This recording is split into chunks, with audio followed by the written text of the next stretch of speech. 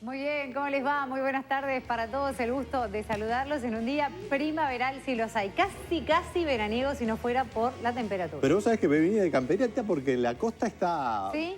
Está soplando lindo y hay un fresquete ahí. No sé si será ya que uno, en fin, van pasando las primaveras justamente. Sí, no, coincido. El viento está más fresco, es está verdad. Más fresco, está más Entonces fresco. depende un poco en qué zona estés, el Sí. calor que puedas recibir. Pero está precioso, como dice está Vero. precioso. Y el termostato personal, ¿no? Que a veces uno no sabe por qué, pero está más o menos friolento. ¿Ustedes cómo están, Caro, Pepe? No, nosotros bárbaro. Usted se ve que está muy floreciente con la primavera, la vemos con una... Espectacular. Claro, la vemos Muy con una animada, energía muy bárbara. animada, muy animada. Espectacular, espectacular. Bueno, hoy tenemos de todo para compartir con ustedes en la tarde en casa. Vamos a recibir a Patricia Díaz, integrante del proyecto Laboratorio de Datos y Sociedad. Hay dos artículos del proyecto de ley de presupuesto que prevén construir una base de datos de identificación facial por parte del Ministerio del Interior. Y bueno, esto podría ser todo un cambio, ¿verdad? Así que vamos a estar profundizando en este asunto. También en minutos nada más tenemos a Maru Romano desde el móvil, que va a estar con Pablo Abdala, presidente del INAU, hablando acerca de estas denuncias que está realizando el INAU por lo que sería el desvío de fondos de algunas fundaciones. También vamos a aprovechar para preguntar la actualización de cómo viene ese brote de COVID-19 que hace unos días preocupó y bastante en esa institución.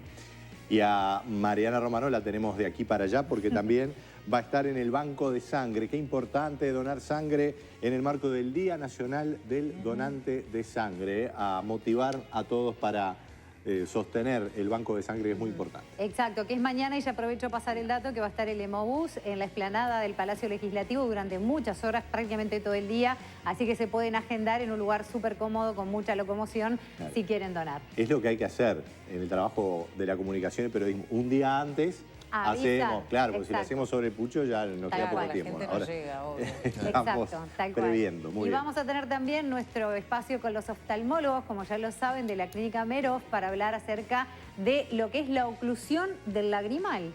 Mucho Sí. para hablar sobre eso también. Claro que sí, claro que sí. Bien, Sí, nos sobre estaremos todo mirando entonces. para los hinchas de Defensor Sporting viene de lagrimar la cosa, así que hay que desobstruirlo. Sí. Bueno. La verdad que un caballero, Irazábal, no me ha dicho No, nada. igual no es nuevo, por eso no es no nuevo, comento no. nada. Lo dejo correr nomás. Durísimo. No, estuvo eso. es peor. Cuando le pedís la réplica Claro. es peor. No, es tremendo. Más vale dejarla correr, ¿no, Caro? Me regalé. Además, quiero decirles algo, que hoy ¿Qué? es el último día que nos acompaña nuestro queridísimo Nico Lucich.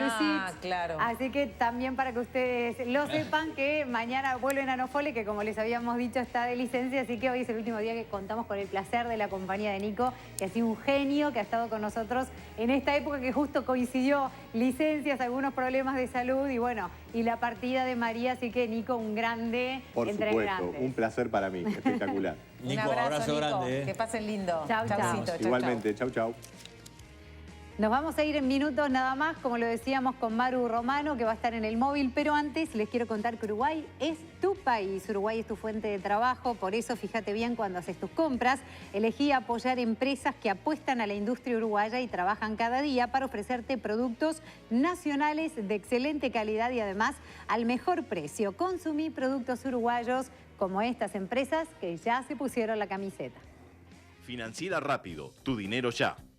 Pastas congeladas Los Dos Leones, tradición que alimenta sanamente.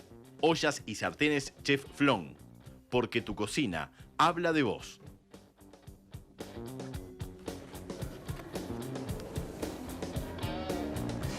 Bien, está Mariana Romano por allí con el presidente del INAU, Pablo Abdala. A ver si la vemos a Maru, acá Ahí la la tenemos. tenemos. Sí, señor. Un sol, Exactamente, Maru. Nicolás. ¿Cómo estás? Buenas tardes para ambos, buenas tardes para todos. Hoy le pusimos el sol al vestuario en esta tarde, Vero, exactamente. Estamos aquí en INAU porque se presentó una denuncia penal y civil por malversación y desvíos de fondos en fundaciones que actuaban en Salto y en Paysandú. Y para hablar sobre este tema, como bien decías, Nico, estamos con Pablo Abdala, presidente del INAU. Bueno, gracias por recibirnos, por estos minutos. ¿Cuáles fueron esas irregularidades? Bueno, estamos hablando básicamente de una fundación, de una institución que tenía a su cargo la atención de jóvenes y de adultos mayores que también tenemos en el INAU. con distintas discapacidades con distintos niveles de severidad, que bueno, que estaban siendo atendidos o debían haber sido atendidos en los departamentos de Salto y Paysandú por parte de esta fundación, que sin embargo cometió graves irregularidades en cuanto a la gestión financiera de los convenios que tenía suscriptos con INAU, no rindió cuentas por un faltante o por un monto de aproximadamente 5 millones de pesos.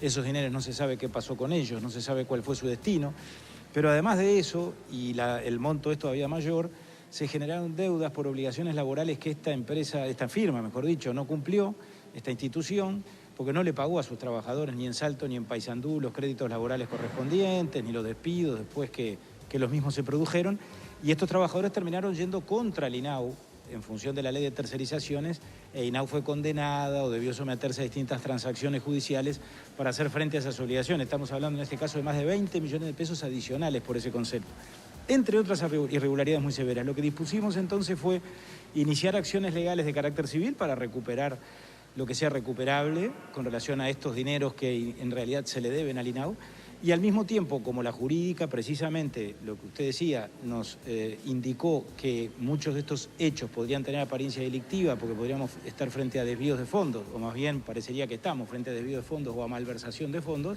es que llevamos el tema también a la justicia penal. ¿Qué pasa con esas fundaciones? ¿Siguen funcionando? ¿Qué pasa con esos funcionarios que han hecho esos reclamos? ¿Y qué pasa con la gente que recibía prestaciones de esa fundación? En verdad, en este caso, lo que el directorio ha hecho es cerrar el círculo o culminar esta etapa de todo este proceso tan complejo y tan negativo, porque esta fundación, en función de los incumplimientos que se vienen registrando desde hace ya años, porque esta situación se arrastra por lo menos desde el 2017-2018, ya había sido desplazada, obviamente, en el cumplimiento de estas prestaciones. Y la atención de estas personas, de estos jóvenes con discapacidad y de estos adultos, que ya son adultos porque ingresaron como niños o adolescentes en INAU, pero cumplieron la mayoría de edad y tienen distintos tipos de discapacidades mentales, bueno, ya hoy ellos están a cargo de otras instituciones que están cumpliendo, por supuesto, cabalmente con su función. Estas situaciones, yo quiero aclarar, son muy graves, por supuesto nos obligan a actuar y es lo que estamos haciendo, no son la característica del sistema. INAU tiene convenios, cerca de 900 convenios con organizaciones de la sociedad civil, entre otras cosas los 500 CAIF, por ejemplo, que funcionan en general muy saludablemente y que son alianzas inteligentes entre el Estado y la sociedad civil para desarrollar los distintos tipos de prestaciones que realizamos en INAU. Pero marginalmente estas situaciones acontecen. Cuando uno las presenta y las difunde, generan tal vez la sensación de que todo el sistema es caótico y que funciona irregularmente. Eso no es así. Pero cuando estas situaciones se dan, esta es la quinta denuncia penal que realiza el directorio que yo presido, con relación a esta situación y a otras 4 de naturaleza similar que se han dado, obviamente tenemos que actuar porque las irregularidades no pueden admitirse. Estamos hablando del manejo de recursos públicos que INAU, en lugar de aplicarlos o gestionarlos directamente, que no podría hacerlo para abarcar todo lo que se abarca en términos de prestaciones a niños y adolescentes, lo realiza por este sistema de convenios con organizaciones sociales. Abdala, lo saco un poco de este tema y lo consulto ahora por la situación del INAU tras los casos que han tenido de COVID, entre ellos el suyo. Sí, ¿Cómo está la situación ahora?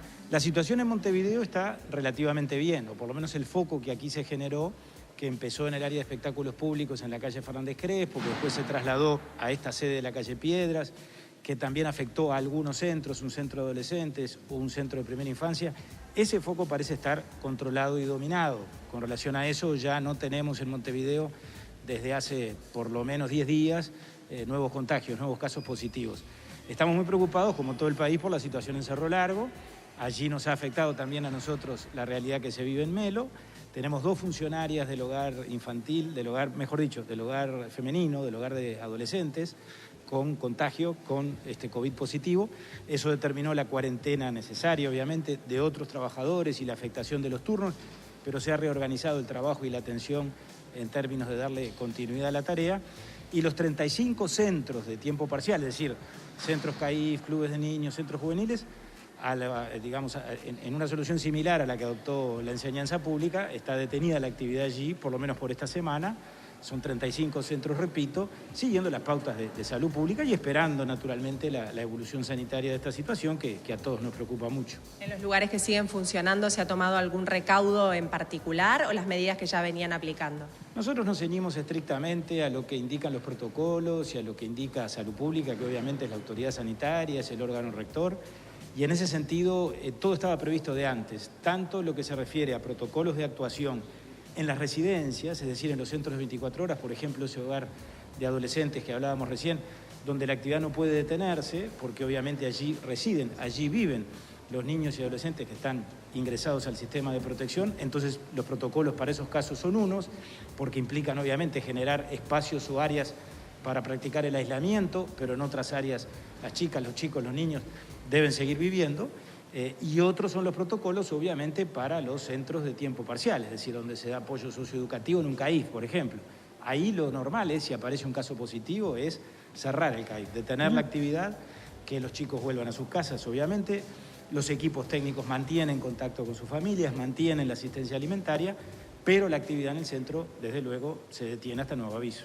Muchísimas gracias por estos minutos. A ustedes, con mucho gusto. Maru, muchas gracias. Maru, Nosotros quería... nos despedimos desde aquí, compañeros, y en un ratito los vuelvo a convocar. Sí, dime. Sí, no, quería hacerle una consulta. Dime, Vero, si te todavía escucho. está contigo Abdala, el presidente del INAU, con respecto a qué pasó Sí, con respecto sí, lo tenemos acá. al tratamiento más emocional de tanto los funcionarios como de los jóvenes y de los niños, porque me imagino debe haber sido una situación bastante complicada, bastante fuerte, haber atravesado por ese brote que, como lo dice, está controlado, se están tomando las medidas, pero si se hizo algún trabajo también después con algún equipo interdisciplinario de algún tipo, justamente para colaborar con esa otra cara de la secuela que puede dejar. Bien. Bien, pregunta Vero Chevalier desde Estudios. ¿Cómo fue el tratamiento emocional después de este brote y para atravesar el mismo, tanto en funcionarios como en los chicos que están en los centros? Bueno, estas cosas por supuesto generan impacto y generan afectación. En el día de hoy, casualmente, que se reunió el directorio, estuvimos analizando una propuesta, una iniciativa de la directora Argencio, que coincide con planteamientos que hemos realizado los demás directores también, en el sentido de buscar mecanismos, sobre todo, por ejemplo, en el CEVIP, que es en el hogar infantil, en el hogar de primera infancia, donde tuvimos 4 casos positivos. Tuvimos el caso de un niño que también se vio afectado por la enfermedad, a los efectos de dar una asistencia o un apoyo psicoemocional excepcional. Estamos implementando eso. Estamos recurriendo a UNICEF, a los efectos de que pueda UNICEF apoyarnos con apoyo técnico en ese sentido, y en esa propuesta estamos trabajando para poder, repito, apuntalar o compensar el daño que sin ninguna duda estas situaciones generan emocionalmente, aunque uno no lo perciba, pero evidentemente quedan secuelas de estas situaciones en trabajadores por el estrés que se vive y en los propios chicos, naturalmente, que están sometidos a una tensión y a un encierro forzoso que no es el que habitualmente, obviamente, tienen, no es la rutina que enfrentan todos los días. De manera que en ese sentido estamos intentando, a partir de este planteamiento, pero por supuesto a través del trabajo de nuestros trabajadores sociales y de nuestros psicólogos, enmendar esta situación, restañar el daño en la medida que se pueda, porque por supuesto estas situaciones, repito, generan secuelas y generan coletazos que son inevitables y los niños los padecen, aunque eventualmente no los manifiesten expresamente, pero que sin embargo, por supuesto, esto implica toda una sobrecarga emocional que obviamente hay que atender y que no hay que subestimar. En lo personal, ¿cómo atravesó usted la enfermedad? Bueno, bien, relativamente. Diría que bien en el sentido de que no tuve consecuencias muy gravosas, fui más bien un paciente asintomático, como se dice, pero de todas formas creo que mi testimonio puede servir, como tantos testimonios, para transmitirle a todos aquellos que se vienen salvando del COVID, que se cuiden mucho, que no hay que subestimarlo. Yo padecí, sin perjuicio de lo que dije, una suerte de agotamiento, de cansancio físico importante, que me duró muchos días, así que creo que al virus hay que tener respeto.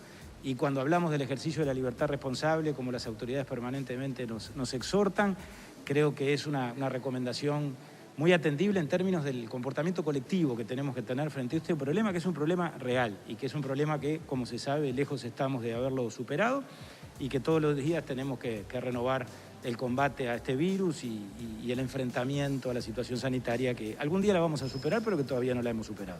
Ahora sí, compañeros, si no tienen ninguna consulta más, nos despedimos desde aquí, desde el móvil. En un ratito los vuelvo a convocar. Seguimos recorriendo Montevideo con el móvil de La Tarde en Casa.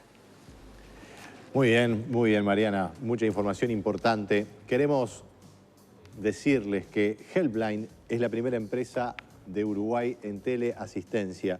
A su tradicional sistema de teléfono pulsera se le agrega un nuevo producto, teleasistencia para dentro y fuera del domicilio. Helpline está siempre junto a ustedes para asistirlos en cualquier lugar del Uruguay. Con Helpline estás protegido a donde vayas las 24 horas del día. Helpline, 20 años junto a usted al alcance de un botón. Asesórese 2707-4677. Helpline.com.uy. 12 minutos nos están separando de las 3 de la tarde, tenemos 23 grados de temperatura y tenemos otra muy buena noticia para todos los televidentes. Claro que y sí. es que mañana también regresa a La Tarde en Casa Magdalena Correa, nuestra querida Maggie Correa, que está un poco mejor, pobre, con su hombro mal herido, pero que capaz hasta la vemos en cabestrillo, como se dice, pero ya va a estar volviendo a La Tarde en Casa, que todos la extrañamos tanto. Por supuesto. Qué aguerrida, ¿eh? Qué aguerrida. Sí. Sí, bueno, por supuesto está mucho mejor, así Por que suerte. estamos todos muy contentos. Lo así que tiene, todo muy siempre buena tiene una cara mala, porque lo vamos a extrañar muchos técnicos, Lucich. Sí. Y vamos a extrañar muchísimo a Maru Romano. Igual Maru está siempre acá, está en producción, está en el canal. Nosotros la vamos a ver, pero ustedes también seguro la van a extrañar pila, porque ha sido una genia que ha estado todas estas semanas con nosotros desde los móviles.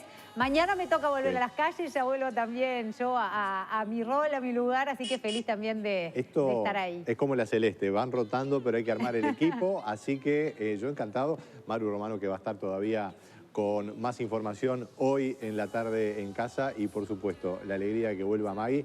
Y bueno, sí, yo en algún momento me van a invitar de vuelta, digo yo, pero más como que ha sido vale. habitual. Así que vuelve Nano, mañana vuelve Maggie Correa también, y hoy aprovechen para mandarles unos cuantos besos y mimos a tanto a Maru como a Nico, que han sido unos grandes. Y que lo lindo también para todos acá, yo creo, es eso, que sepan que desde acá, más allá de que, bueno, fue una tormenta en su momento, todos seguimos extrañando muchísimo, por supuesto, a María, claro, con ese cambio, pero que acá atrás hay un equipo de personas que nos queremos todos, que somos todos amigos, que también nos gusta eso de tener la oportunidad de estar cambiando, de acompañarlos de todas formas, más allá de quien esté con el amor de siempre y con las ganas de... Absolutamente. En la medida de que cada uno puede y con el estilo que cada uno tiene, pero estar siempre. Ya están llegando muchos mensajes por las redes sociales y también en lo personal, así que desde ya el agradecimiento a todos los televidentes de La Tarde en Casa. Y a vos te vamos a tener igual, como siempre, en el informativo de Carve, que yo no me lo pierdo, de mañana. Qué bueno, ya sabe él que me levanto escuchándolos, y en Polémica en el Bar. Claro que sí. Y por supuesto en Subrayado, que es, bueno, donde hace ya... ¿Cuánto? Capaz que más de 7 años. No das cuentas. Sí, por ahí. No, cuentas ahí no. Estamos con todo el trabajo y el análisis de la economía. Es verdad. Claro que sí. Así que no van a faltar oportunidades. Pensar que nosotros nos conocemos desde hace como, no sé... Un poco más. Bastante más, ¿no? Esto de ponerse a sacar cuentas no siempre es muy productivo, ¿no? Es mucho más lo que viene que lo que pasó. Y más a medida que pasa cierta edad, es como que uno dice... No, claro. Pensar que estamos ya en noviembre, prácticamente a mediados. Todo dicho. Bueno, tenemos en Canal 10 realmente lo que ha sido este año una verdadera revolución del espectáculo, de las propuestas artísticas y del talento uruguayo. Got Talent, que sigue adelante, y vamos a invitarlos, por supuesto, a seguir votando, porque de ahora en más, ya en realidad desde hace algunos días, los que definen son ustedes. Tenemos allí en pantalla los distintos artistas, los distintos talentosos del Uruguay y las palabras, porque esto se vota por mensaje de texto, con los cuales ustedes pueden votar a sus favoritos. Llega una nueva gala en vivo y en directo el próximo lunes con los mejores talentos del país y las decisiones de ustedes. Podés votar, elegir al que va a ser el futuro triunfador del Got Talent 2020. Hay que mandar un mensaje de texto al 7020 con el nombre de tu participante favorito. En esta próxima semifinal participan Kiara, Compás 15, Lautaro, Piero y Horacio, Mate y Pato, Lucía Rico, Scooby Crew y Washington Duarte. Tenés que poner la frase que estaba allí en la pantalla, o mejor dicho, la palabra. Es cortita y en el mensaje de texto. Mandás el SMS al 7020 con el nombre que estaba allí en la placa, el nombre de tu candidato, tu favorito, y así vas sumando votos para que triunfe. Votá ya mismo a tu favorito, son las semifinales del Got Talent Uruguay y la decisión es tuya. Nos vamos ahora a la pausa, si les parece. Después de ella, como les decíamos, vamos a estar hablando sobre seguridad. Tenemos otro móvil de Maru Romano y también vamos a hablar sobre la salud ocular. Ya venimos.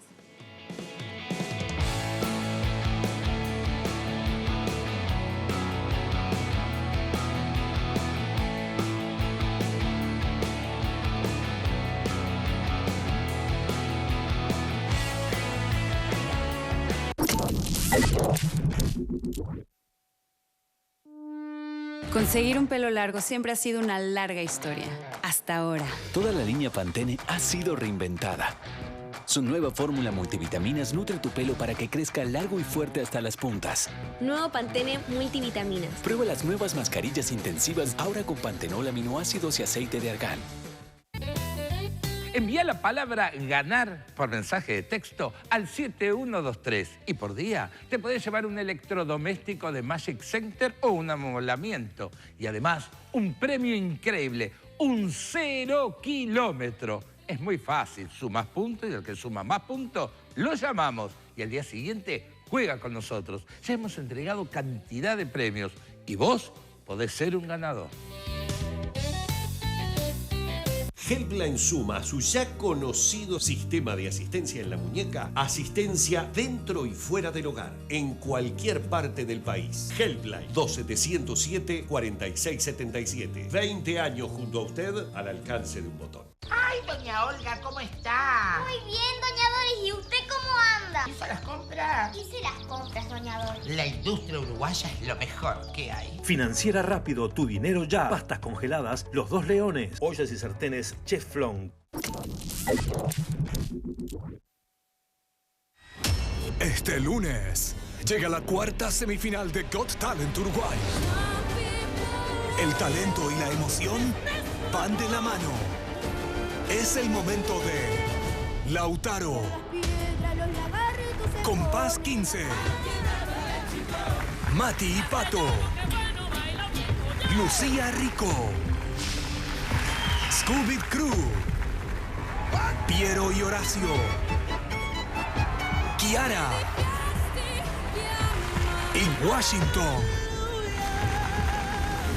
Para estar en la gran final, deberán dejar todo en el escenario para deslumbrarte y que les des tu voto. Cuarta semifinal de Got Talent Uruguay. Este lunes a las 21, en el 10, el canal uruguayo.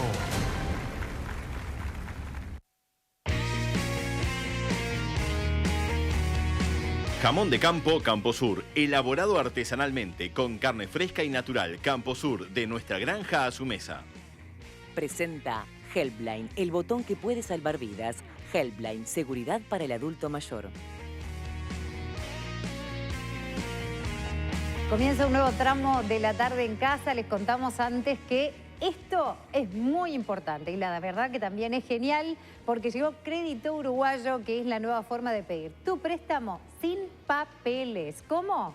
Con el celular, así de fácil. Entras a creditouruguayo.uy o mandás un WhatsApp al 092-424242 y te podés llevar 20.000 pesos, atención, en 18 cuotas de 1.900 pesos en el mismo momento. Pim, pum, pam, en tu bolsillo, Crédito Uruguayo ya. Así que a tenerlo en cuenta. Mientras nosotros ya aquí, seguramente la han visto en imágenes, tenemos a nuestra invitada central de la tarde.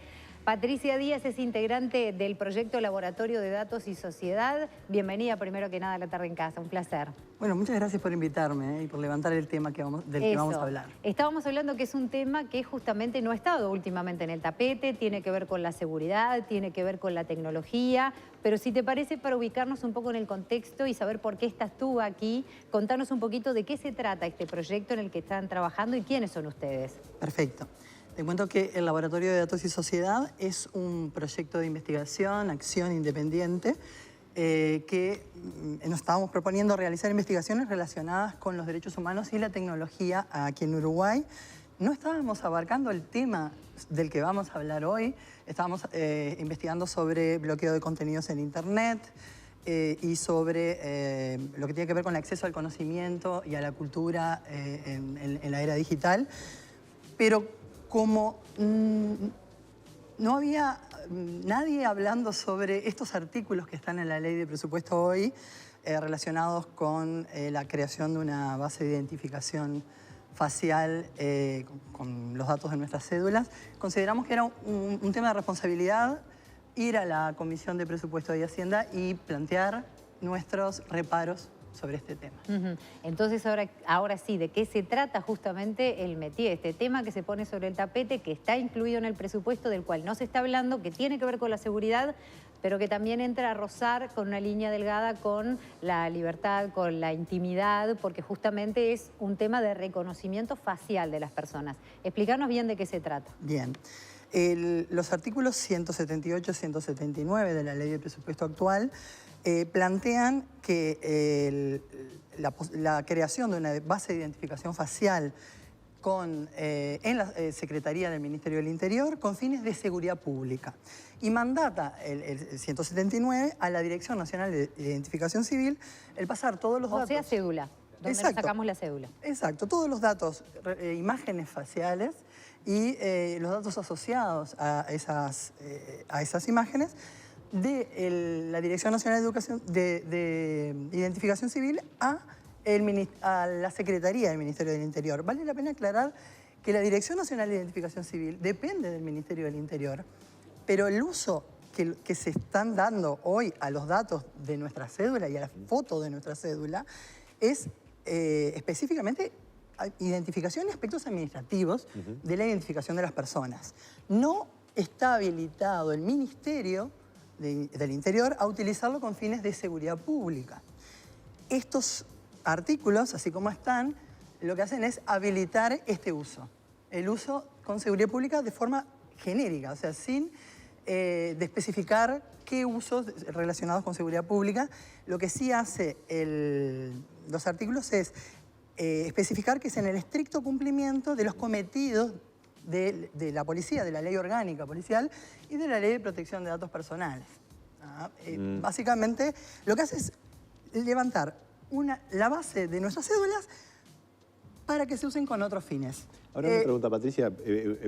Hoy, por ejemplo, vamos a suponer que una persona que delinque se inscribió con su cédula en un espectáculo y después, se inscribe en un lugar de alojamiento. ¿La policía no puede hacer el rastreo con la cédula? Digo, eso sería un uso por seguridad, digamos, ¿no? A ver, la policía tiene bases relacionadas específicamente con la identificación de personas que delinquieron, que son otras bases, y esas sí las puede utilizar con fines de seguridad. Vamos a poner una persona que nunca delinquió. Una persona sin antecedentes no puede utilizar la imagen de la cédula para hacer un macheo, que en este caso nosotros consideramos que el macheo, la identificación se va a hacer de forma automatizada. No tiene sentido pensar en un uso que no sea automatizado. Eso está claro. Entiendo y no solo eso, sino que en febrero de este año hubo un anuncio, está en la página del Ministerio del Interior, que está en trámite la adquisición de un software de reconocimiento facial. Claro. ¿Ustedes están preocupados por esto? Estamos preocupados por varias cosas. Porque ahí ustedes, discúlpame que te interrumpa, pero en la línea de lo que decía Vero, es decir, hay un primer principio que tú cuestionabas, es decir, que la base de identificación civil, como decía Vero, la cédula, pero bueno, es la dirección de identificación civil, en realidad está la foto y la cédula de cada uno de nosotros. ¿Tú decís que no se usa con fines de seguridad? Es ilegal. ¿Por qué? Porque lo prohíbe la Ley de Protección de Datos Personales. A no ser que haya, por ejemplo, una acción policial. Porque me imagino que con la cédula te buscan. Una cosa es utilizar la cédula de la persona y pedirle la cédula. Y otra cosa es que una base de datos esté en poder del Ministerio del Interior, de la Secretaría del Ministerio del Interior, con fines de uso del tratamiento de esos datos con fines de seguridad pública. Los policías te pueden pedir la cédula. Lo que no pueden hacer es pedirle a la Dirección Nacional de Identificación Civil que les pase todas las imágenes o los datos que necesite, que usar esa base de datos. Porque además creo que hay un paso más, a ver si entendí bien, que creo que también hace un poco la diferencia. No es lo mismo si yo de repente con mi cédula voy y me alojo en algún lugar y me identifican por el número y por el papelito, que si yo paso por una cámara, me identifican la cara, que esa sería la identificación facial, la machean con el material que tienen de mi cédula y me encuentran. Creo que ahí está el problema más grande. El tema es que la cara es un dato biométrico. Claro. Y la biometría ya viene siendo utilizada Yo, por la ejemplo, policía. tengo una hermana gemela idéntica. Capaz que a la que Y se porta identifican mucho mejor. No, además. ella es la que se porta mal. Por ejemplo. Y ahí entra la línea delgada. A ver, hay varios cuestionamientos relacionados con identificación facial automatizada y ahí sí entramos al tema. Es bueno aclarar que la palabra automatizada no está dentro de estos artículos, pero es un uso que para nosotros es obvio y anunciado en la propia página web del Ministerio del Interior. Y con la compra de... Y con la adquisición del software que está anunciado desde febrero de este año y vale la pena, es febrero, no marzo, o sea, una continuidad de una política que ya estaba establecida. Entonces, los problemas que está generando hoy son varios. Primero, la tasa de error que tienen hoy estos sistemas de reconocimiento automatizado, el NIST, que es el departamento... Quienes auditan la calidad de estos sistemas es el Departamento de Comercio de Estados Unidos, que tiene una oficina que se llama el NIST, que lo que hace es evaluar la calidad. Lo que ha hecho es sacar informes anualmente diciendo que las tasas de error para personas con piel oscura, para mujeres y para personas de edad avanzada son altas. El software no es maduro. El software, estamos hablando de mucho software. Hay muchas empresas comerciales que lo ofrecen. No han encontrado un software 100% maduro y de hecho en la práctica, porque tampoco es que Uruguay es pionero en este tema, está pasando a nivel mundo. Conocemos el caso de China porque es el que ha trascendido más, pero en Europa, en Estados Unidos y en Latinoamérica se está usando hoy sistemas de reconocimiento facial con fines de seguridad con una característica especial que tiene que ver con la vigilancia masiva en tiempo real. Por ejemplo, un espectáculo público. Un espectáculo público, las 8.000 y pico de cámaras que tiene el Ministerio del Interior hoy en los 19 departamentos. En la entrada del estadio está pasando eso. Tenemos el tema que hoy ya tenemos un sistema de reconocimiento facial, primero que no es público, es privado, en el sentido de que es la AUF la que lo contrató. Es de gestión público-privada en el sentido de que participó el Ministerio del Interior en esto, pero no tiene comparación, y ahí viene nuestra principal preocupación. Las 600 y pico de caras que están en el registro que legalmente lleva el Ministerio del Interior de personas que han sido violentas en espectáculos deportivos, con tener las caras de todos los adultos, porque bueno, recalcar, se pasan las imágenes de personas mayores de edad, de todos los ciudadanos del país. Es un tema de escala esto. Sí, muy distinto, muy distinto. Claro. Muy distinto a lo que es, digamos, combatir a los violentos en el fútbol, Y que es el también objetivo. es diferente, entro o no al estadio, que capaz me detienen 3 días y era otra persona, ¿no? También es medio... Exacto, el tema son las consecuencias. El reconocimiento facial, las tecnologías y la inteligencia artificial pueden tener muchísimos usos y potencialmente usos muy buenos y muy productivos. El problema es cuando tenemos en determinados escenarios usos que tienen consecuencias muy gravosas para la sociedad, como por ejemplo ser detenido, que a su vez dan tasas de error y que a su vez, y ahí viene el otro problema enorme, que luego de que esto es aprobado pasa a la esfera administrativa y es regulado o utilizado por el Ministerio y ya no hay más discusión parlamentaria. Sí, es un tema que merecería realmente, aparentemente, una discusión más profunda, ¿no? Y además están metidos en el 700 artículos de ley de presupuesto que no tienen absolutamente nada que ver con el tema seguridad. Es lo que sucede con el presupuesto, a veces se cuelan cosas que no son estrictamente presupuestales. Yo estuve leyendo información y me quedé medio impactada con que hubo casos, por ejemplo, en algunos países que terminaron incluyendo como delincuentes a niños. Sí. Hablanos sobre ese tema de los márgenes de error, de qué tan profundo es ese error. A ver, en el Reino Unido hicieron pruebas, lo vienen usando del año 2016 en el sistema metropolitano y, como te digo, estas márgenes de error, específicamente con tez oscura, han dado resultado de que niños liceales de Reino Unido han terminado detenidos por error. Claro. Otro gran problema que se ha dado... ¿Pero en qué porcentaje? Para hacernos una idea, sabemos que son diferentes sistemas, que etcétera, pero para tener una idea. A ver, en realidad los porcentajes de error hoy, de acuerdo a un estudio que salió publicado en New York Times, si sos mujer y afrodescendente, tenés 100 veces más posibilidades de ser identificada por error que si sos un hombre caucásico. Para que se entienda, a ver, la inteligencia artificial y estos algoritmos de reconocimiento facial son entrenados, o sea, con bases de caras.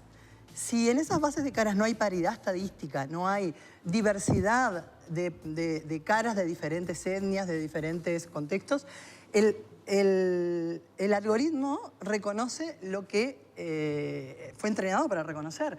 El ejemplo reconoce típico, lo que conoce. Exacto. Si traemos los sistemas que son usados en China y no los testeamos y los ponemos acá, va a dar papas y boñatos, no va a identificar las caras de los uruguayos. A ver, se me pone la piel de gallina y no en el buen sentido, porque es como una inteligencia artificial con un sesgo racista. Sí, y no solo eso, sino que pasemos al escenario de que funcione perfectamente el algoritmo. Sí. Porque puede mejorar y podemos tener un algoritmo que funcione muy bien. La pregunta es, ¿queremos ir hacia ahí? ¿Queremos ir hacia una potestad total de los órganos de vigilancia para que nos machen con fines de seguridad? A ver, hoy en Estados Unidos está pasando esto.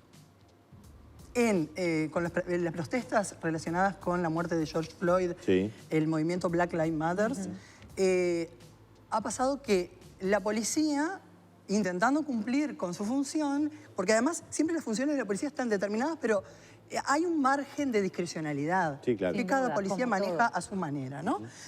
Lo que han hecho para tratar de evitar protestas es identificar a las personas que participaron en las primeras protestas y luego restarlas evitando que sigan existiendo protestas. Esto fue realmente una conmoción en Estados Unidos. ¿Y qué pasó?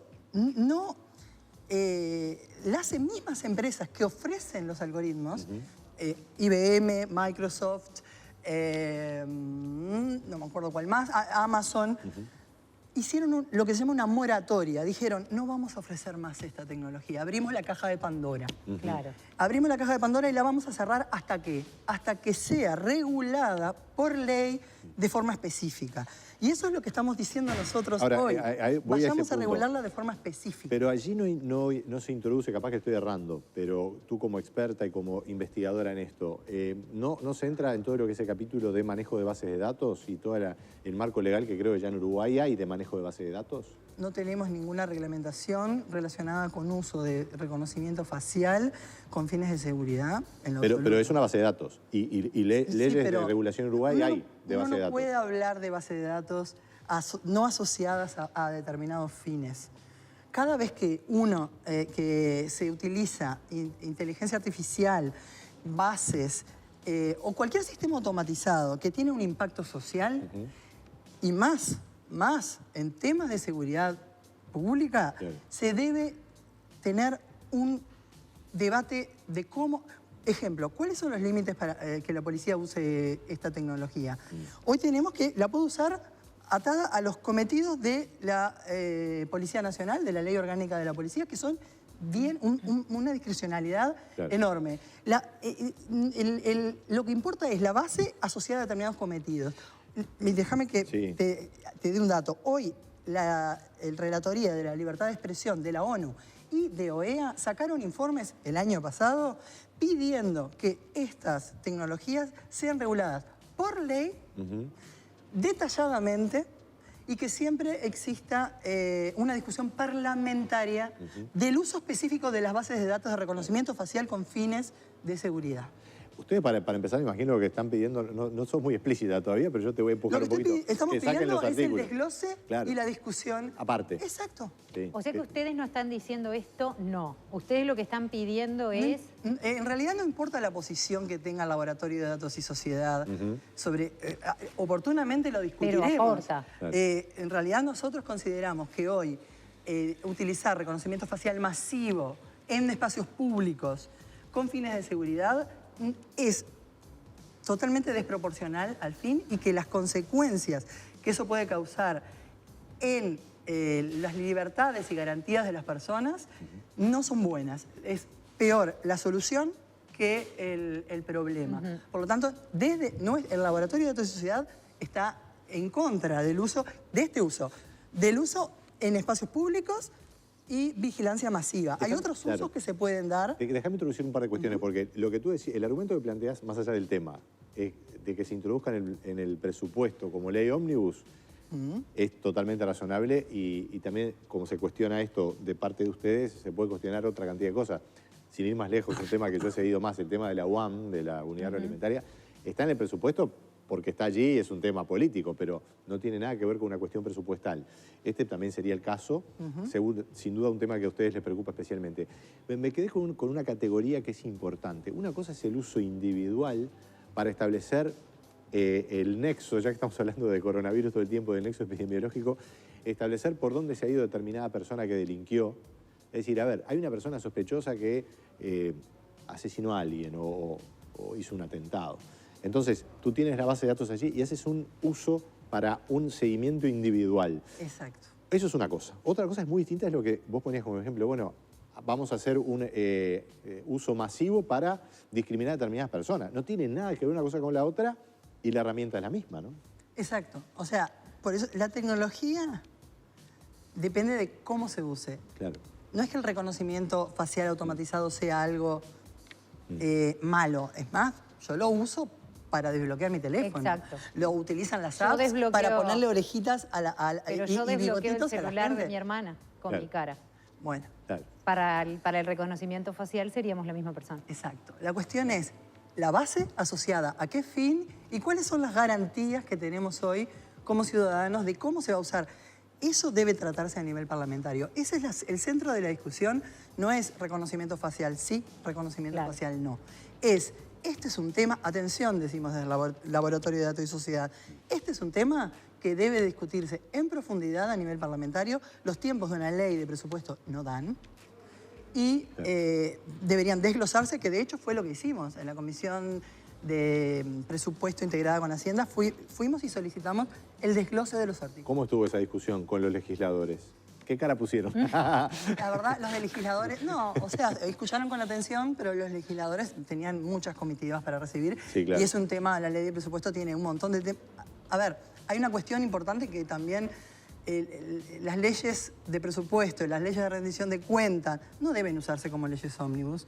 Y es el problema que tenemos, así como nombraste ese tema, hay otro, por ejemplo, Observacom está con, y nosotros también fuimos en conjunto con otro organismo para hablar sobre las potestades de URSEC, de bloquear contenidos audiovisuales por la vía administrativa. También está metido eso dentro de una ley de presupuesto. Es muy interesante. Lo de la UAM en realidad notoriamente va por fuera, pero si se quiere es un tema puntual y político que se aborda y se aborda. Esto es un tema que tiene otras raíces. Y yo recuerdo, Patricia, vos capaz que te acordás, en la LUC, en el proyecto original, había un capítulo gigante de temas vinculados a la informática e Internet. Yo no sé si vos lo llegaste a... Sí, estaba el derecho al olvido, estaba la neutralidad en Internet, porque y ahí también estuvimos involucrados varios de los think tanks, o sea, son grupos de investigación que dijimos, atención con esto, atención que no dan los tiempos para discutir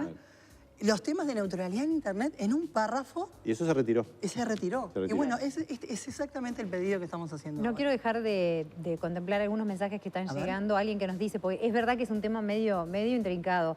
A ver si entendí, nos dicen, si no tengo antecedentes, no tienen por qué usar mis datos para investigar. Bueno, si salen estos artículos, perfectamente pueden hacerlo. También nos dicen de Facebook, los datos personales no deben estar a disposición de cualquiera, esto es muy serio, expone a los ciudadanos a cualquier cosa. Y este es un tema que no abarcamos, pero estaba pensando yo también hace unos minutos que los hackers hoy en día pueden hacer cualquier cosa en base a por ejemplo, si hackearan esa base en poder de, en este caso, la Dirección de Identificación Civil, pero también estaría la Secretaría del Ministerio del Interior, accederían a los datos de todos los uruguayos y qué tanto control necesita una experiencia de este tipo. Se necesita ser muy profesional. Hace una semana salió la noticia de que en la Deep Web estaban ofreciendo el servicio en Rusia de reconocer, o sea, alguien hackeó una misma base que tienen de identificación facial con fines de seguridad en Rusia, y estaban ofreciendo los servicios de seguimiento de personas de forma ilegal por el hackeo de la base. Claro. Pero a mí no me preocupa, bueno, sí, me preocupa que el Ministerio del Interior tenga las competencias como para llevar una base muy prolija. En Argentina está pasando que la base tiene errores de tipeo de cédula. Es una base de prófugos y está pasando en Argentina que están utilizando reconocimiento facial automatizado con las cámaras del metro para buscar prófugos. Hubo varias personas que fueron arrestadas por error, pero además la base, como está llevada de una manera un poco desprolija, tiene 166 niños detectados, o sea, menores de 18 que no deberían estar en la base, errores de tipeo que llevan a que por un error de número de cédula busquen a una persona equivocada y la detengan y al final no era esa persona. Hay que tener una base muy prolija. A ver, tú que sos una experta, Patricia, ese tipo de error que debe ser terrible, ¿no? Estás paseando en el metro en Buenos Aires y de repente, porque es así, te abordaron, te arrestaron y vos no tenés idea de por qué. Ahora, eso seguramente, ese tipo de errores surge si hay un uso masivo, si hay un uso puntual, individual, por un determinado objetivo, que puede ser una persona que ha cometido eventualmente un delito o un desacato o es sospechosa, la posibilidad del error se reduce muchísimo, ¿verdad? Porque, a ver, se cometió un delito en un supermercado. Se estudian las bases de identificación facial en las cámaras cercanas y aparece un sospechoso. Que haya un error allí es mucho menos probable que si se hace una operación masiva. Estoy totalmente de acuerdo. La cuestión es que tenemos... Hoy a lo que estamos autorizando al Ministerio del Interior es a todo. A todo, claro. Ese es el tema. Tenemos que ver que se va a comprar un software de reconocimiento. Ya es un hecho que... transparencia. Además, hay algo muy importante. El año pasado se hizo una consulta, la GESIC hizo una consulta sobre uso de inteligencia artificial en el gobierno. Y fueron las organizaciones de la sociedad civil participaron y hay un compromiso del gobierno por escrito, se publicó en septiembre de este año, de transparencia en el uso de inteligencia artificial en el Estado. Y bueno, ejerzamos ese pronunciamiento.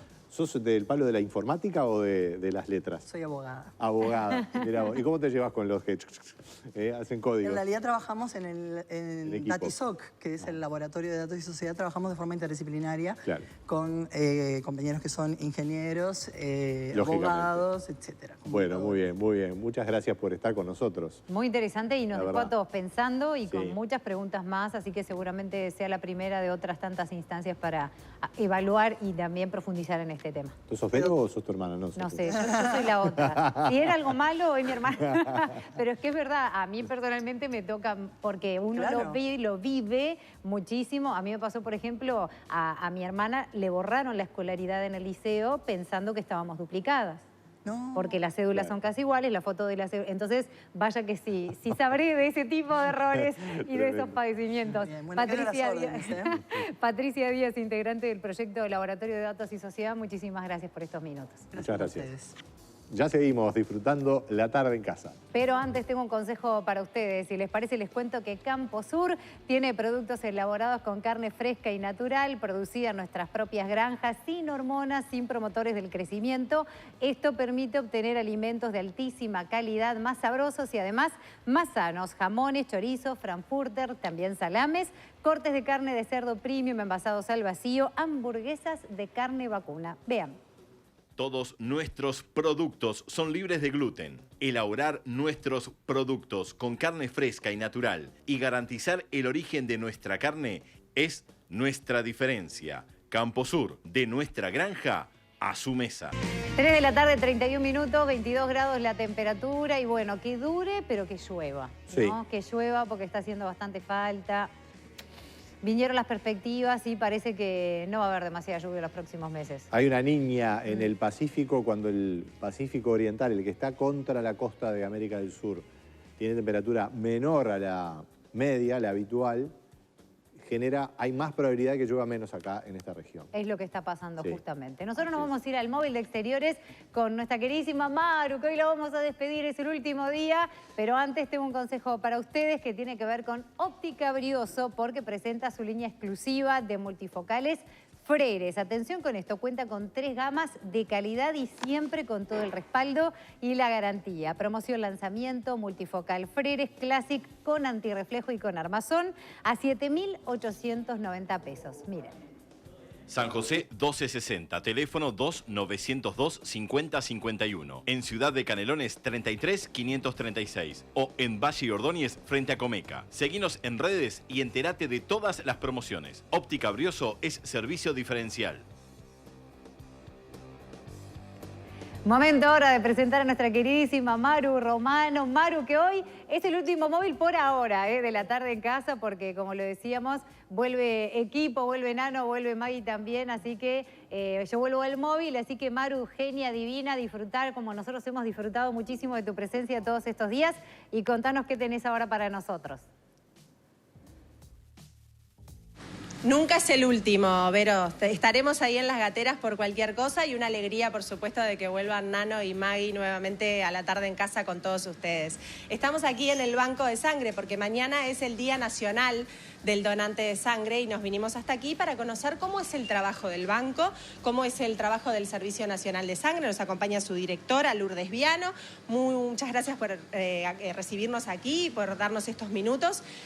¿Cómo fue el trabajo durante todo este tiempo, durante el tiempo de pandemia?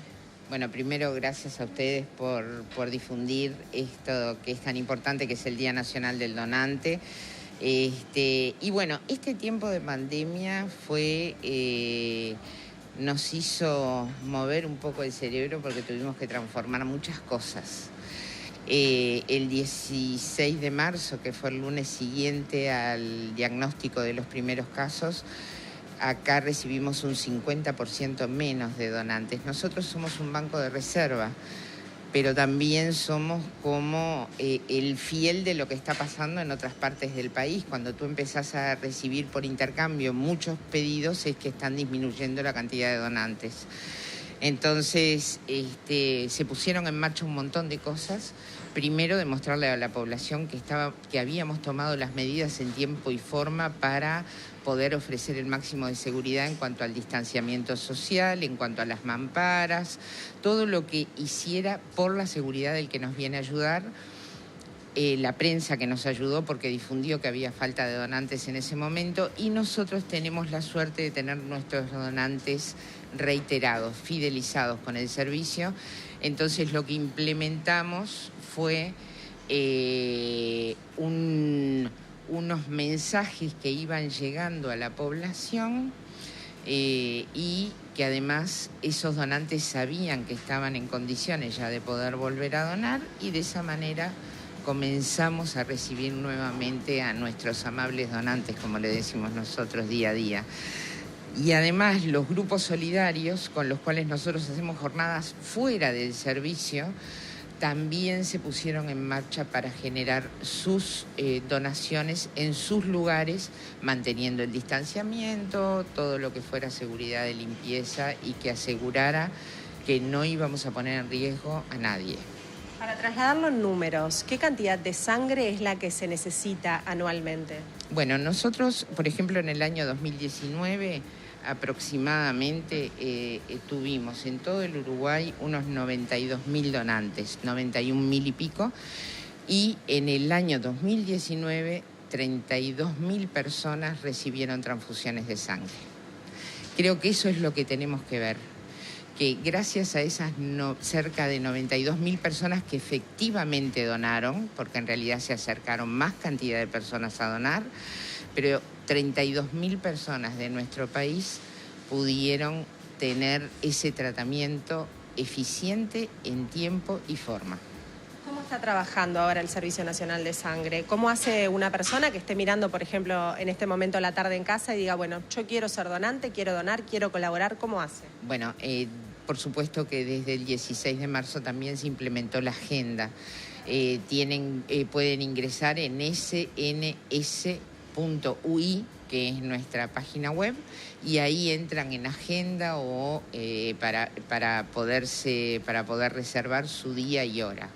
A la hora de reservar, ¿cómo hace la persona? ¿Cuáles son los requerimientos? En la página están los requerimientos, o sea, tener entre 18 y 65 años, no estar bajo ningún proceso infeccioso de ningún tipo. Somos muy cuidadosos, por supuesto, en lo que hace a las infecciones respiratorias en este momento y no tener patologías que sean crónicas como hipertensión, que esté fuera de control, cardiopatía, o sea, problemas cardiológicos, problemas respiratorios. Esas cosas son evaluadas. Y si tienen dudas, que puedo donar, no puedo donar, bueno, pueden llamar entre las 10 y 18 horas al 2487-2414 o 2487-3101, que ahí les podemos soslayar cualquier duda que tengan. ¿Dónde estamos ahora en este momento y qué es lo que estamos viendo? En este momento estamos propiamente en el laboratorio de banco de sangre nuestro. Acá es donde se hace la evaluación inmunomatológica, o sea, suena muy raro, pero es el grupo sanguíneo. Ahí se sabe si sos A, B, 0, RH positivo, RH negativo, y además hacemos otros estudios más profundos. Ver si hay algún anticuerpo en circulación, alguna cosa que pueda generar algún problema con la transfusión. Y además estamos haciendo la separación. Allá en el fondo vemos que la compañera tiene la sangre dentro de una prensa, porque de cada unidad de sangre nosotros sacamos una unidad de sangre desplasmatizada, que son los glóbulos rojos, una parte líquida, que es el plasma, y una parte que tiene un poquito de plasma y el concentrado plaquetario. ¿Por qué hacemos eso? Porque cada tratamiento tiene que ser específico. Una persona con anemia no tiene por qué recibir todo el volumen de cerca de 500 mililitros. Entonces, lo que recibe es solamente los glóbulos rojos. Aquel que tiene algún problema de coagulación, que precisa los factores de la coagulación, va a recibir el plasma, y aquel que tiene una disminución en el número de plaquetas, ya sea por medicación, como puede ocurrir en los pacientes oncológicos o hemato-oncológicos, que luego de la quimioterapia pueden hacer una bajada del recuento plaquetario, reciben solamente las plaquetas. Y de esa manera solo se exponen al producto que necesitan. Lourdes, muchísimas gracias por estos minutos y por dejarnos ver de primera mano. El corazón del servicio. Totalmente. Mañana van a estar en Tala con un grupo solidario que van a estar recibiendo a donantes en el Día Nacional del Donante. Ustedes recuerden que pueden, como bien dijo Lourdes, entrar a www.sns.uy. Esa es la página web para agendarse y para asesorarse acerca de cómo tienen que hacer para ser donantes. Yo me despido, como ya dijo Vero, por hoy. No vamos a contar más con mi presencia, pero sí van a tener mañana a la querida Maggie Correa y Ana Nofole en estudios. Muchas gracias, buena jornada para todos. Quiero tener tu presencia, ¿te acordás de la canción? Sí, pero Mariana Romano va a seguir estando en la vuelta. Es un hasta luego, Maru, porque siempre estás acá. Eso es te queremos como persona, como profesional, así que seguro va a ser un hasta luego y por suerte te vamos a seguir viendo todos los días. Gracias de verdad por todos estos móviles divinos que nos regalaste con todo el amor, con toda la calidez y el profesionalismo de siempre. Así que beso en nombre de todos. Claro que sí, claro que sí. Qué rico es comer, qué lindo es cocinar. En Masa Madre nos apasionan nuestros sabores, variedades y colores. Nos encanta esforzarnos cada día para ofrecerles a nuestros clientes calidad y excelencia en el servicio, con esfuerzo, vocación y materias primas seleccionadas. Descubrí por qué amamos lo que hacemos. Encontrá Masa Madre en supermercados, almacenes y kioscos. www.masamadre.com.uy. Hipólito Yrigoyen 2338. Masa Madre, para todos los momentos del día. Seguimos disfrutando la tarde en casa y como le habíamos anunciado, tenemos el gusto de recibir a los expertos de la Clínica Meroff. Hoy nos acompaña el doctor Ricardo Baxi, oftalmólogo, director de la Clínica Albrecht Meroff. Baxi, ¿cómo le va? Bienvenido. Muchas gracias. Buenas tardes. Bueno, y hoy vamos a hablar de la obstrucción del conducto lagrimal, que yo creo que más o menos a todos tenemos una idea de por dónde nos caen las lágrimas. Capaz que no tenemos tan claro cómo es esto del conducto, que es importante y es un problema cuando se obstruye. Cuéntenos un poquito. En realidad, más que un conducto, se llama vía lagrimal porque son varios conductos, ¿no? Ajá. Entonces, es una patología que es bastante más frecuente de lo que la gente puede pensar, que a veces da síntomas banales, pero otras veces puede traer algunas complicaciones. Entonces, a ver si podemos ver la primera imagen. Ahí lo tenemos. Esa no era. Bueno, ahí podemos ver que, por ejemplo, ese bultito que está ahí. ¿Esa no, es? No. A ver, vamos rotando ahí. La próxima. La próxima, otra más. A ver si lo tenemos una imagen más para... No. Está muy rumbeado porque son imágenes de ojo. Había una imagen que era de cómo es la vía lagrimal en sí. ¿Cómo es la vía? Pero lo podemos decir. Es acá esto que uno se imagina, bien contra, por donde se ve caer la lágrima. Bien contra la nariz, ahí hay dos orificios, uno en cada párpado, que es donde nace la vía lagrimal.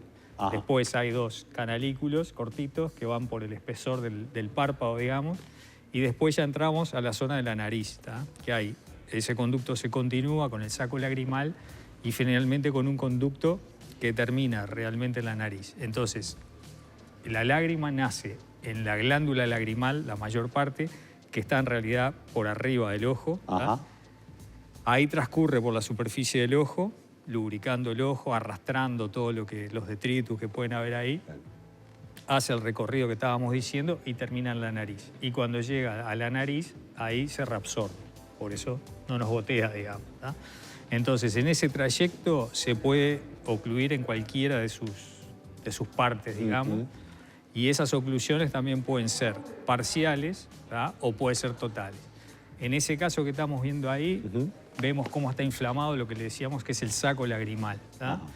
Cuando se inflama eso, muchas veces el proceso agudo es muy doloroso, incluso a veces puede estar acompañado de fiebre, y muchas veces puede llegar a requerir el drenaje de ese absceso que se formó ahí. ¿Eso es pus? ¿Es pus, agua? no es pus, Llega a ser una infección. Claro, es una infección que como el drenaje no funciona, quedan ahí las bacterias, se multiplican y puede llevar a una infección. ¿Y qué puede llevar a que se tape? Bueno, las causas son variadas. La mayor, por ejemplo, y se puede ver a cualquier edad. Por ejemplo, existen obstrucciones congénitas. Hay niños recién nacidos que los padres lo traen a la consulta porque el niño tiene siempre un lagrimeo o se le juntan secreciones. Entonces la familia piensa que está siempre con conjuntivitis. En realidad es que como el desagüe no funciona, las secreciones quedan ahí y se desbordan. Esos casos, la mayoría, alrededor del año y medio, mejoran solos. ¿Es hereditario?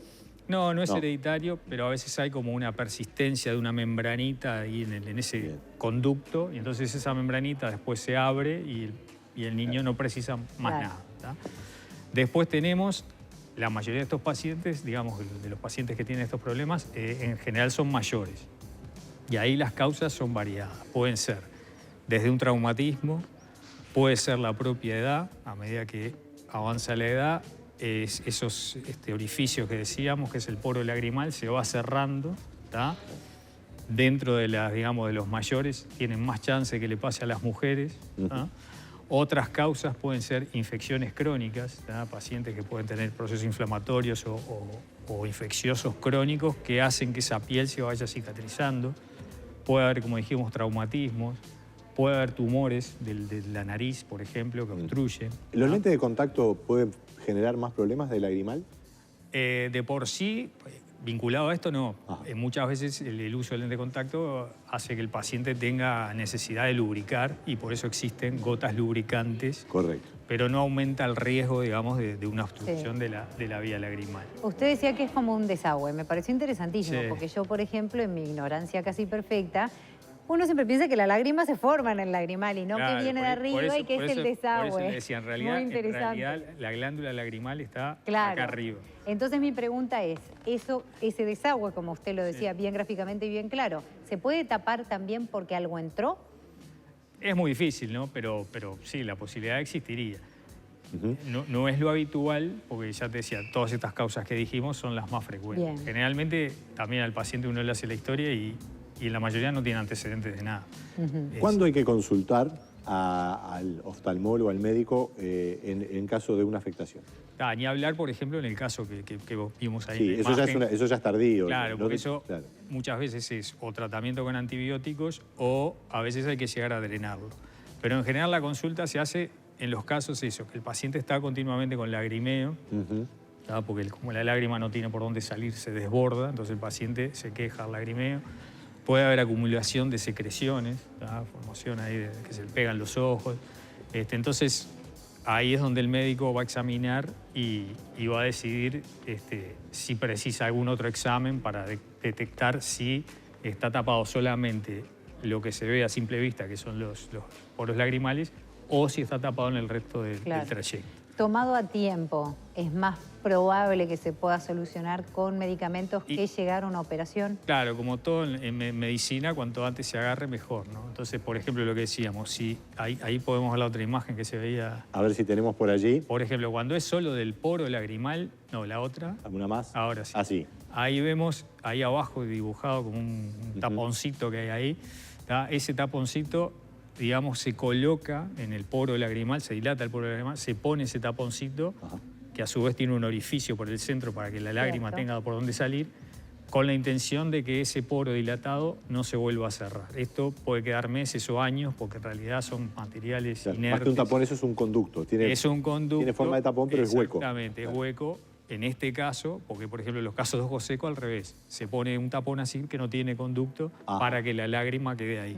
No hay que confundir el tapón. Hay que buscar bien el tapón. Una obstrucción de lacrimal no bien tratada, ¿qué consecuencias puede tener para la vista? Fundamentalmente lo que hablábamos, ¿no? La incomodidad del paciente que está siempre con lagrimeo. Eso hace que, por ejemplo, a veces no puedan leer cómodos porque cuando van a leer tienen el ojo lleno de lágrimas. Y fundamentalmente, como veíamos el caso del absceso, eso es lo que uno trata de evitar. Pero no llega a tomar estado grave, no peligrar el ojo. No, es muy raro que pueda generar una celulitis o una infección mayor. Generalmente, digamos, los tratamientos que hay funcionan como para que no llegue a esos estados. Es interesante porque los problemas, las condiciones excepcionales que generan los problemas son complejos y tenemos a los expertos. Lo lindo es cuando le preguntamos sobre prevención, ahí las respuestas son bien básicas y las que no solemos cumplir. ¿Qué hay que hacer para prevenir? No, para prevenir, bueno, en realidad, por ejemplo, en un caso congénito no lo podemos prevenir. Al que le toca, le toca. En los mayores, digamos eso que decíamos, bueno, si el paciente, por ejemplo, tiene tratamientos crónicos como puede ser el glaucoma, con ciertas gotas que pueden llevar, bueno, lo habitual es que el oftalmólogo cuando lo examina va viendo si esos tratamientos están generando algo. Claro.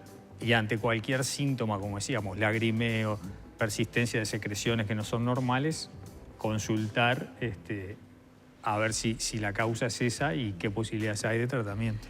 Leía por acá también documentos de ustedes, lavarse las manos, no frotarse y el maquillaje individual. Todo eso, todo eso favorece la no transmisión de infecciones que generarían, digamos, empeorarían los tantas otras, ¿no? Habría que aplicarlo siempre más allá del lacrimal. Para todo. Aplicando algunas. Es bueno.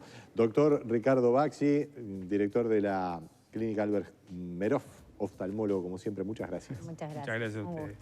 Nosotros nos despedimos, termina esta edición de La Tarde en Casa y lo hacemos con un aplauso enorme para nuestro querido Nico Lucich. Muchas gracias. Gracias. Pude incluir un par de chistes para alegría de todo el equipo que está del otro lado. Es mañana, si Tremendo. ven que no arranca a esta hora. Tremendo. Gracias de verdad, Nico Lucich. Les reiteramos, mañana por fin vuelan nuestros queridos Nano Fole y Maggie Correa, así que bueno. Qué bueno. Por un tiempo despedimos a Nico, por un tiempo a Maru Romano. Yo vuelvo a los móviles y vamos a tener aquí en piso, como debe ser, a Maggie y a Nano. Así que bueno, el beso para ellos. Y gracias a ustedes por habernos prestado también sus ojos durante estas semanas a nosotros. Un placer y mañana los estaré mirando en La Tarde en Casa.